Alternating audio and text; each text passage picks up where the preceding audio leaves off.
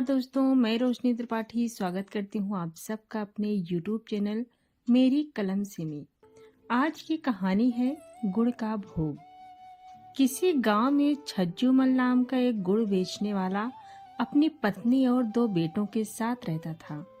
उसकी पत्नी हर रोज गोपाल जी को भोग लगाती, आरती करती, उनका पूरा ध्यान रखती। उधर छज्जूमल दूर गांव में जाकर गुड़ बेचता था। इसी तरह उनकी जिंदगी अच्छे से चल रही थी। उसके बेटे बहुत नेक थे, परंतु दुर्भाग्यवश छज्जूमल की पत्नी अचानक चल बसी। छज्जूमल बहुत उदास रहने लगा। फिर भगवान की जो इच्छा मानकर फिर वो अपने काम पे वापस जाने लगा। उसके बेटे उसको समझाते, बाबा अब हम अच्छा कमा लेते हैं, आप अब घर बैठिए। परंतु छज्जूमल न माना। उसकी पत्नी रोज गोपाल जी को भोग लगाती। उसको तो भोग लगाना आता नहीं था, परंतु अब थोड़ा सा गुड़ ठाकुर जी के आगे रख देता। ठाकुर जी तो ठहरे मीठे के शौकीन, उनको तो गुड़ खाने का चस्का लग गया। अब रोज काम जाने से पहले गोपाल जी को थोड़ा सा गुड़ भोग लगा देता था। एक दिन दोनों बेटे बोले, बाबा घर की मरम्मत करवानी है तो थोड़ा सा सामान इधर उधर करना पड़ेगा। बाबा बोला ठीक।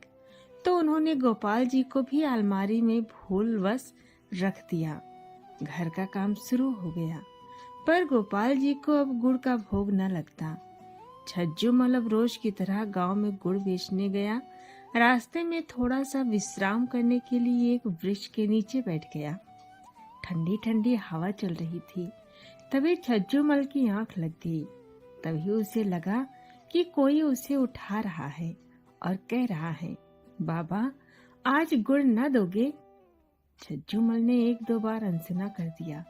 उसे लगा कि कोई सपना है, पर जब उसे कोई लगातार हिलाता जा रहा था और बोल रहा था, अचानक वो उठा और देखता है कि 6-7 साल का बालक उसे कह रहा है कि बाबा आज गुड़ न दोगे?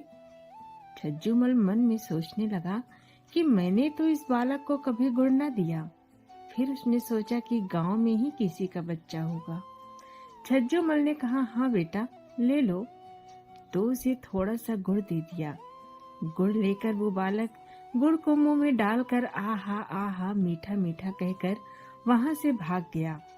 अब तो रोज ही वो बालक छज्जूमल को मिलता, उससे गुड़ लेता और नाचता गाता मीठा मीठा कहकर भाग जाता। छज्जूमल भी बच्चा समझकर उसको रोज गुड़ दे देता।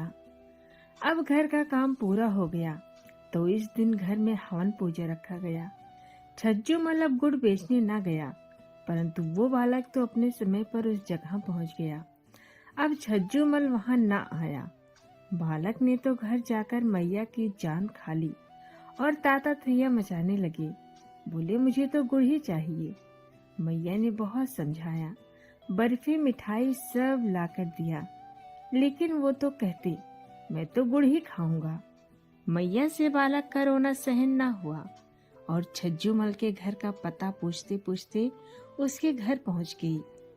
घर जाकर कहती, बाबा मेरे बालक हो तो आपने गुड़ की आदत डाल दी। आज आप आए नहीं, न आए तो गुड़ खाए बिना वो मान नहीं रहा। छज्जूमल को उस बालक पर बड़ा प्यार आया। उसने उसको अपनी गोद में बिठाया और गोदी में बिठाकर गुड़ खिलाने लगा। पता नहीं क्यों उस बाल को गुड़ खिलाते खिलाते छज्जूमल की आंखों से अश्रुधारा बहने लगी। हृदय में अजीब सी हलचल होने लगी। गुड़ खाकर बालक मीठा मीठा कहकर अपने घर चला गया। हवन पूजा के बाद में फिर गोपाल जी की मूर्ति को रखा गया। अगले दिन छज्जूमल नियम से गोपाल जी को गुड़ का भोग लगाकर काम पे चला गया। रास्ते में उसी जगह पर रुका।